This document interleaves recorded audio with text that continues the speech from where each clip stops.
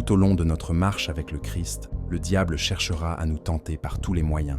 Mais il y a un moyen qu'il aime tout particulièrement utiliser. Nous concentrer sur la seule chose que nous n'avons pas. Pensez à Adam et Ève. Dans le jardin, ils avaient tout. Ils ne manquèrent de rien et ne rencontraient aucune difficulté. Pourtant, le diable les a tentés en les faisant se concentrer sur l'arbre que Dieu leur a défendu d'approcher. Il n'hésitera pas à utiliser cette même technique pour nous. Et souvent, nous avons tendance à nous faire avoir.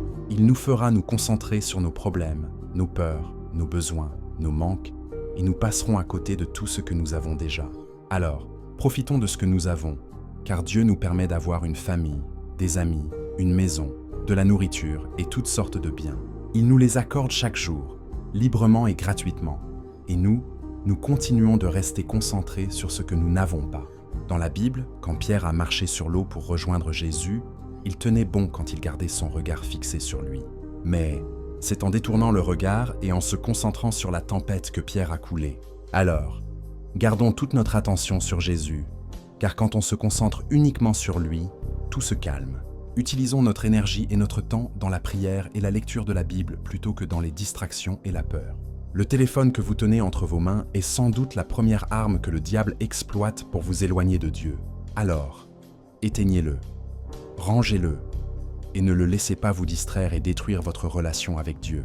Ne restez pas dans la paresse et la distraction, mais ouvrez votre Bible, joignez vos mains en prière et parlez à votre Créateur.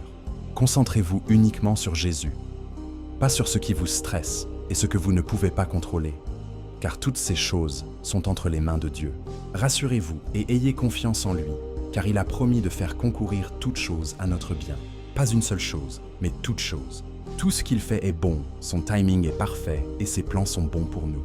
Alors détendez-vous dans votre vie, rapprochez-vous de Dieu et consacrez-lui votre temps, et vous vous sentirez plus connecté à lui. Dieu vous aime infiniment plus que vous ne le pensez, et il n'attend que votre pas vers lui pour avoir cette relation qu'il désire avec vous.